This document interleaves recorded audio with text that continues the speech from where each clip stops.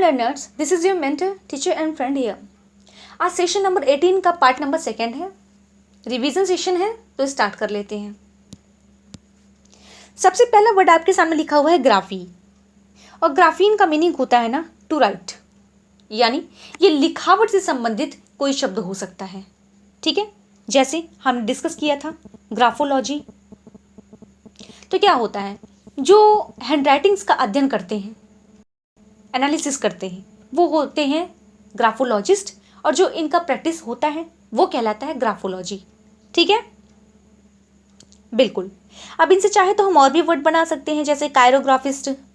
ठीक है, तो अब इसमें क्या होता है, कायरो मीन हैंड होता है। ठीक है, और कुल मिला के ये आपको ये याद रखना है कि कहीं भी अगर ग्राफीन वर्ड आ रहा है, यानी टू राइट वर्ड आ रहा है ना, टू राइट तो मीनिंग हो गई इनकी। अगर कहीं पे हमें ग्राफीन वर्ड देखने को मिल रहा है तो इसका मतलब ये कि ये लिखावट से संबंधित, यानी हैंडराइटिंग से संबंधित कोई चीज़ के बारे में चर्चा की जा रही है। क्लियर जी। चलिए, नेक्स्ट वर्ड आपके सामने लिखा हुआ है callose. Callose, callose for beauty. Callose का जो मीनिंग होता है ना, होता है ब्यूटी। ठीक है, और किसी भी वर्ड में अगर कैलोज को ऐड कर दिया जाए तो इसका मतलब वो जो शब्द होगा ना, ब्यूटी से रिलेटेड बात कर रहा होगा। जैसे जो एक वर्ड है हमारा कैलीग्राफर या कैलीग्राफी, तो इसका मतलब ये कि जिसकी राइटिंग बहुत सुंदर है। ठीक है, यानी सुंदर लिखने वाला। क्या कैलीग्राफी, ये तो प्रैक्टिस हो गई, कैलीग्राफर कहलाएगा। ठीक है, सुंदर लिखने वाला जी। तो हमें याद रखना है कि कैलो मीन होता है ब्यूटी, है ना, बिल्कुल। और अगर वो ग्राफी में ऐड कर दिया जाएगा तो सीधी सी बात है कि सुंदर हैंडराइटिंग के बारे में डिस्कस किया जा रहा है। ठीक है, नेक्स्ट अगला वर्ड है हमारे सामने पाइगे। ठीक है, पाइगे, तो पाइगे का मीन होता है ना बुटॉक्स। ठीक है, और ये जो वर्ड है जी, तो इस वर्ड का मीनिंग होता है ना बुटॉक्स। ये आप इतना ध्यान रखेंगे, अगर आपको वर्ड्स मिलते हैं तो अच्छी बात है, आप रिकॉल कर लेंगे। ओके, हाँ, हम आगे चल रहे हैं। अगला वर्ड है हमारे सामने लिखा कैकोस। कैकोस का मीनिंग होता है बैड या हार्श। ठीक है, कठोर। अब इससे अगर हम वर्ड बनाना चाहें तो बना सकते हैं कैकोग्राफी। ठीक है, तो कैको फॉर बैड सेंस, यानी कि कैको जो होता है ना वो बैड सेंस में होता है, कैको फॉर बैड और हार्श। क्लियर। नेक्स्ट वर्ड आपके सामने लिखा हुआ है सिनिक्स। सिनिक्स मीन होता है ओल्ड।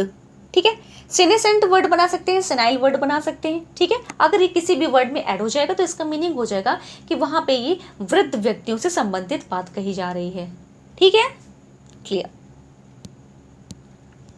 चलिए, अगला वर्ड आपके सामने लिखा हुआ है एंथ्रोपोस। एंथ्रोपोस का मीनिंग होता है मैनकाइंड, हमने पढ़ा था। ठीक है, तो एंथ्रोपोस को हम जिस वर्ड में ऐड कर लेंगे तो उसका मतलब वहां पे मैनकाइंड हो जाएगा। अब जैसे अगर हम ऐड कर लें मिसैंथ्रोप, ठीक, तो उसका मतलब क्या, जो एंथ्रोप यानी कि जो मानवता से घृणा करने वाला व्यक्ति है। मिसो को तो हम पहले भी डिस्कस कर चुके हैं, यानी टू इट। ठीक है, तो जो एंथ्रोप से घृणा करेगा, अब वो कौन होगा, मानवदोषी होगा। ठीक है, तो कहने का मतलब ये जो एंथ्रोप वर्ड है ना, एंथ्रोपोस, उसका मीनिंग होता है मैनकाइंड, यानी मानवता। क्लियर। चलिए, अब अगला वर्ड आपके सामने लिखा हुआ है एस्ट्रॉन। एस्ट्रॉन का मीन होता है स्टार, और जो ये एस्ट्रोनॉमी वर्ड है ना, ये भी यहीं से बना हुआ है। ठीक है, और कहें तो हम एस्ट्रोनॉट कह सकते हैं। ठीक है जी, तो हाँ, तो एस्ट्रॉन फॉर स्टार याद रखेंगे। नेक्स्ट वर्ड है आपके सामने लिखा नॉट्स, NAUTES, नॉट्स। नॉट्स का मतलब होता है ना सेलर। अब अभी हमने जो वर्ड कहा था एस्ट्रोनॉट, तो एस्ट्रॉन तो मीन स्टार हो गया, और नॉट्स का मीन जो सेलर होते हैं। सेलर कौन, जो यात्री होते हैं। ठीक है, किसकी यात्रा, अंतरिक्ष की यात्रा जो करते हैं। ठीक है जी, तो याद रखना है notes for seller. Next word है आपके सामने जी या जियो, और जियो मीन क्या होता है, यानी अर्थ। ठीक है, अर्थ से संबंधित जो भी चीज़ों का रखरखाव होता है, जो भी स्टडी होती है, वो कहलाती है जियोलॉजी। ठीक है, तो इसमें जो जियोलॉजी वर्ड है, इसमें GEO अगर आ रहा है तो हमें ध्यान रखना है कि ये एक रूट वर्ड है जिसका मीनिंग होता है अर्थ। क्लियर। चलिए, अब अगला वर्ड आपके सामने लिखा हुआ है जोन। ठीक है, जोन, और इसका मीनिंग क्या होता है, इसका मीनिंग होता है ना एनिमल। ठीक है, एनिमल। चलिए अब ये ज़ुऑन से आप बनाइए वर्ड, जैसे बन सकता है जू, चिड़िया का जिसको कहते हैं ज़ोडियक, ठीक है। और ज़ोडियक क्या होता है, जो हमारी राशियाँ नहीं होती हैं इंग्लिश में, जैसे जिसको हम कह सकते हैं, क्या क्या कह सकते हैं, स्कॉर्पियो जो राशि हो गई, और लियो हो गई, कैंसर हो गई, टॉरस हो गई, एरीज हो गई, है ना, पिसीज हो गई। हालांकि ये सभी का जो रूट वर्ड है वो हम डिस्कस कर चुके हैं, ठीक है। फिलहाल हम यहाँ पे तो जू को डिस्कस कर रहे हैं, ज़ुएन को, है ना। तो हम ये कहना चाह रहे हैं, आपको ये समझाना चाह रहे हैं कि जो राशियों के नाम होते हैं ना, वो सभी एनिमल बेस्ड क्यों होते हैं, क्यों, क्योंकि जो ये ZOI यानी ये जो वर्ड है, ये ज़ुऑन, इसका मीनिंग होता है एनिमल, ठीक है। और जो राशियों के नाम होते हैं ना, वो सभी एनिमल पे ही बेस्ड होते हैं, ठीक है, वो यहीं से लिए गए हैं, ठीक है, एनिमल के नेम से यानी ज़ुऑन से ही लिए गए हैं। और जो वर्ड जू है ना, ये भी आपको इसी से लिया हुआ मिलेगा, ठीक है जी। आपको अधिक जानकारी अगर करनी है ना, तो हम पहले लास्ट सेशन में डिस्कस ऑलरेडी कर चुके हैं, है ना। आप वो वीडियो जाकर के देख सकते हैं और अपनी आप बुक में भी देख सकते हैं, ठीक है, आपको क्लियरली मिल जाएगा। बहुत इंपॉर्टेंट टॉपिक है, सबको पता होना चाहिए, ठीक है। चलिए अब अगला वर्ड आपके सामने लिखा हुआ है lingua, lingua for tongue, lingua for tongue, ठीक है। अब लिंगुआ कहीं पे आ जाएगा, जैसे लिंग्विस्टिक हो गया, बायलिंगुअल हो गया, है ना। तो लिंगुअल जो वर्ड आ रहा है ना, लिंगुअल जो वर्ड आ रहा है, तो इसका मतलब होता है टंग, ठीक है, बोलने वाला। भाई बायलिंगुअल हो गया, दो भाषा को बोल रहा है, ठीक है। लिंग्विस्टिक हो गया, जो भाषाओं को जान रहा है, ठीक। तो वहीं से हमें याद रखना है कि लिंगुआ मीन होता है टंग, क्लियर। चलिए अब अगला वर्ड आपके सामने लिखा हुआ है ना, फिलेन, फिलेन मतलब होता है टू लव। अभी तो हमने पढ़ा था मिसेन, मिसेन मतलब होता है टू हिट। अब इसका मीन होता है ना टू लव, प्रेम करना। किसी भी वर्ड की अगर स्टार्टिंग में जुड़ जाएगा ना फिलैन, तो इसका मतलब हो जाएगा अब प्रेम से संबंधित बात होने लगेगी, ठीक है। जैसे फिलैंथ्रोपी, हमने अभी क्या पढ़ा था, मिसैंथ्रोपी पढ़ा था, मिसैंथ्रोप पढ़ा था। अब यहाँ पे हम क्या पढ़ रहे हैं, फिलैंथ्रोप या फिलैंथ्रोपी, ठीक है। तो फिलैन अगर ऐड कर देंगे तो इसका मतलब हो जाएगा टू प्रेम, माफ कीजिएगा, मतलब टू लव या प्रेम, ठीक है जी, यानी मानवता से प्रेम करने वाला, क्लियर। चलिए अगला वर्ड आपके सामने लिखा हुआ है बिब्लियोन, बिब्लियोन का मीनिंग होता है ना बुक, यानी कि किताबें, ठीक है जी। तो अगर हम कहें कोई वर्ड जैसे बता दें आपको कि बिब्लियोफाइल, तो इसका मतलब किताबों से प्रेम करने वाला, ठीक है। बिब्लियोफोब कह देंगे तो किताबों से घृणा करने वाला। तो मैं आपको ये बताना चाह रही हूँ कि बिब्लियोन अगर कहीं पे आ रहा है तो इसका मतलब हो जाएगा वो बुक, ठीक है, किताबों से रिलेटेड चीज़ों की बात की जा रही है, क्लियर। नेक्स्ट अगला वर्ड आपके सामने लिखा हुआ है ऑटोस, ऑटोस का मीनिंग होता है ना सेल्फ, यानी कोई चीज़ खुद होना। अगर इसका सिनोनिम हम निकाले तो हो जाएगा रोबोटिक। फिलहाल हम यहाँ पे सिनोनिम तो नहीं डिस्कस कर रहे हैं, रूट वर्ड्स को डिस्कस कर रहे हैं, तो इसी को डिस्कस कर ले रहे हैं। तो ऑटोस का मीनिंग होता है सेल्फ। अब अगर हम कहना चाहें तो ऑटोनोमी बना सकते हैं, ऑटोनोमस बना सकते हैं, ठीक है, ऑटोमेटिक बना सकते हैं, बहुत सारे वर्ड्स बन जाएंगे बनाने को। तो ऑटो मतलब होता है सेल्फ, ये याद रखेंगे। अगला वर्ड आपके सामने लिखा हुआ है सोसियस, ठीक है, इसका मतलब होता है कंपेनियन। कंपेनियन कैसा होगा, भाई साथ में रहने वाला, समाज में रहने वाला, ठीक है। तो इससे अगर हम बनाना चाहें तो आपको मिल जाएगा सोशल, सोशिएबल, एंटी सोशल, असोशल, है ना। हालांकि इसमें कुछ वर्ड अपोजिट भी हैं एक दूसरे के, तो आपको ये याद रखना है जहाँ पे हमें सोशल दिख रहा है वर्ड, वो किससे बना होगा, वो सोसियस से बना होगा, ठीक है। चलिए अगला वर्ड आपके सामने लिखा हुआ है नोटस, नोटस का मतलब होता है टू नोन, यानी जाना जाने वाला, ठीक है। जैसे कोई वर्ड आपको देखने को मिलेगा एक नोटोरियस, ठीक है, नोटोरियस, हालांकि ये बैड सेंस में है, बुरे कामों के लिए जाने जाने वाला व्यक्ति, लेकिन इसका जो मीनिंग होता है ना वो तो है टू नोन, यानी कि जो नोटस है वो हाँ, जो नोटोरियस वर्ड है उसके लिए एक रूट वर्ड आ रहा है, वो है नोटस, ठीक है, और इसका मीनिंग होता है टू नोन, क्लियर। चलिए अगला वर्ड आपके सामने लिखा हुआ है समस, समस का मतलब होता है हाईएस्ट। समस से ही बना है समिट, समिट आप जानते हैं कल्मिनेशन, किसी भी चीज़ को करने की एक सबसे लास्ट की लिमिट, हाँ, सबसे लास्ट वाली लिमिट, ठीक है, वही होती है हाईएस्ट लिमिट, यानी कि समस से वो बना है, और उसका मीनिंग हम कह सकते हैं समिट या हाईएस्ट, टॉप लेवल की मेहनत, ठीक है, हाँ, टॉप लेवल कह सकते हैं, ओके। तो इससे अगर आप एक वर्ड बनाना चाहें, एक क्या बहुत सारे वर्ड बन जाएंगे, जैसे समिट बना है, कंज्यूमेट बना है, ठीक है, तो ये सारी चीज़ें जो हैं समझ से बनी हुई हैं, ठीक है। और समझ का मतलब होता है हाईएस्ट। क्लियर? चलिए अगला वर्ड आपके सामने लिखा हुआ है वेटस। वेटस का मतलब होता है ओल्ड, ठीक। अब इसी से हम वर्ड बना ले तो बन जाएगा इनवेटरेट, ठीक है। अब ओल्ड कौन हो जाएगा?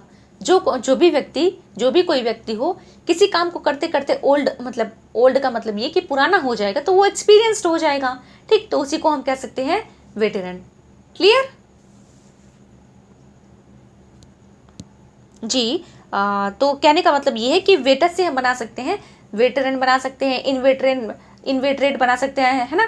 तो अच्छा, ये चीज़ का आप ध्यान रखेंगे, कहीं कहीं पे ना इन जो होता है ना अपोजिट सेंस देता है और कहीं कहीं पे अपोजिट सेंस नहीं भी देता है, ठीक है। और हो सकता है इनके मीनिंग भी कहीं कहीं पे अलग हो, तो ये चीज़ का हमें ध्यान रखना है, ठीक है जी। तो मैं आपको बताना ये चाह रही हूँ कि वेटेस का मतलब होता है ओल्ड, ठीक है। और इससे ये जो वर्ड बना हुआ है इनवेटरेट, याद रखेंगे, ठीक है। चलिए अगला वर्ड आपके सामने लिखा हुआ है जेनेसिस। जेनेसिस का मतलब होता है ना बर्थ या ओरिजिन, ठीक है। तो अगर हम इससे कोई वर्ड बनाना चाहें जैसे कॉन्जेनिटल, कॉन्जेनिटल का मतलब तो होता है बाई बर्थ, इननेट यानी जन्म से ही, ठीक है। तो याद रखेंगे जेनेसिस अगर कहीं पे दिया है तो उसका मतलब होता है बर्थ या ओरिजिन। क्लियर? चलिए अगला वर्ड आपके सामने लिखा हुआ है क्रोनोस। क्रोनोस का मीनिंग होता है ना टाइम, ठीक है। अब इसी से बनाना चाहे तो हम क्रोनोलॉजिकल भी बना सकते हैं, है ना। ये तो खैर एडजेक्टिव हो गया, क्रोनोलॉजी कह सकते हैं, क्रॉनिक कह सकते हैं, है ना। समय से रिलेटेड बात करेगा ये, अगर ये वर्ड आ जाएगा कहीं पे क्रॉनिक, तो इसका मतलब अब ये बात जो करेगा ना ये वर्ड से, ये समय से संबंधित बात करेगा, ठीक है, बिल्कुल। अब अगला वर्ड आपके सामने आ रहा है पैथोस। पैथोस को हम डिस्कस कर चुके हैं, है ना। जैसे डिसीज हो गया, है ना, सफरिंग हो गया, फीलिंग हो गया। राइट राइट, हाँ ये चीज़ बिल्कुल बिल्कुल। पैथोस के एक्चुअली ना कई मीनिंग होते हैं, है ना। तो अभी तो हमने इसकी पहले डिस्कस किया था, यानी कि इसकी पहले के सेशन में हमने डिस्कस किया था पैथोस को, और वहाँ पे हमने डिसीज के सेंस में डिस्कस किया था। तो अब इस सेशन में ना हम पैथोस का अलग मीनिंग आपको बता देते हैं, ठीक है, क्योंकि जानना तो सब है। तो एक डिस्कस कर चुके हैं, आज दूसरा डिस्कस कर लेते हैं। पैथोस का मीनिंग होता है ना फीलिंग। और फीलिंग क्या? किसी का दर्द महसूस करना, ठीक है, बिल्कुल। तो पैथोस का मीनिंग ये होता है करना, ठीक है। तो जो पैथोस वर्ड है ना ये सिंपैथी इम्पैथी में भी इंक्लूड है, ठीक है। और सिंपैथी तो वो होता है जब हम किसी के दर्द को समझ सके, और इम्पैथी वो होता है कि किसी के दर्द में अपने आप को डुबा ले जाएं, यानी कि जो दूसरे के साथ होता है वो अपने अंदर फील करने लग जाए, ठीक है। यही थोड़ा सा माइनर डिफरेंस है सिंपैथी इम्पैथी में। फिलहाल मैं आपको ये बताना चाह रही थी कि सिंपैथी इम्पैथी में जो पैथी या पैथोस वर्ड आ रहा है वो पैथोस का कमाल है ठीक है, यानी पैथोस से बना हुआ है, ये मैं कहना चाह रही हूँ आपको। ओके, अब अगला वर्ड लिखा है आपके सामने ग्रेक्स या ग्रेसिस, ठीक है। इसका मीनिंग होता है ना हर्ड या फ्लॉक। अब ये हर्ड और फ्लॉक कैसे बनेगा? समूह में रहने से बनेगा। समूह में रहने से क्या? यानी समाज में रहना पड़ेगा किसी को, ठीक है, यानी झुंड में रहने वाला व्यक्ति, ठीक है, ग्रुप में रहने वाला व्यक्ति। अब इसके लिए बहुत अच्छा सिनोनिम है हमारे पास, वो क्या है? एग्रेजियस, ठीक है, यानी समूह में रहने वाला। चलिए अगला वर्ड आपके सामने आ गया है साइंस। इसका मीनिंग होता है नोइंग, ठीक है, जानने वाला, साइंस, ठीक है, जानने वाला। अब भाई साइंस से भी कहीं ना कहीं इसी से ही बना है। तो इससे जो हमने वर्ड डिस्कस किया था वो था प्रेजेंट, यानी कि जो भी कुछ घटित होने वाला है वो किसी व्यक्ति को पहले से पता चल जाए। हालांकि ऐसा पॉसिबल नहीं है इंसानों के लिए, ये तो सिर्फ गॉड के लिए पॉसिबल है। तो बाय द वे हमको वर्ड जानना है, तो वो वर्ड है हमारा क्या? प्रेजेंट, ठीक है जी। और एक वर्ड और हमने इसे डिस्कस किया था नेसेंट, है ना, जिसको कुछ भी ना पता हो। ऐसे भी कम वर्ड, ऐसे भी कुछ कम लोग होते हैं, वैसे सबको कुछ ना कुछ पता ही होता है। ओके, चलिए अब आपके सामने वर्ड लिखा हुआ है ओमनिस। ओमनिस का मतलब होता है ऑल, ठीक है, ऑल। अब ऑल जहाँ पे लिखा होगा ना ये ऑल, यानी कि हम ओमनिस का मीनिंग निकालेंगे ऑल। और अगर ये किसी वर्ड में ऐड होगा जैसे कि ओमनिसियंट, ओमनीपोटेंट, तो पोटेंट मीन तो शक्ति होता है, वैसे भी तो ओमनी कहेंगे तो यानी सर्व, यानी ऑल, सर्वशक्तिमान कह देंगे, ठीक है। ओमनी प्रेजेंट हम कह देंगे तो यानी कि सर्व जगह विद्यमान रहने वाला, ठीक है। ओमनीसियंट हम कह देंगे तो भाई साइंस, सेंट का मतलब होता है नोइंग, जानने वाला। ओमनी मतलब होता है ऑल, यानी पेन, पेन नहीं कहेंगे ऑल, ठीक है, यानी सर्वज्ञ, सब जानने वाला। क्लियर? जी। तो चलिए आज का सेशन हमने डिस्कस कर लिया है। अगर आपको सेशन अच्छा लगे तो मुझे ज़रूर बताइएगा, और वीडियो हेल्पफुल लगे तो मुझे बताइएगा, और आपका फीडबैक मेरे लिए बहुत इंपॉर्टेंट है। अपना फीडबैक देना ना भूलें, ठीक है। चलिए फिर मिलते हैं अगले वीडियो में किसी और इंपॉर्टेंट कॉन्सेप्ट के साथ में। Thanks for watching, bye bye, take care.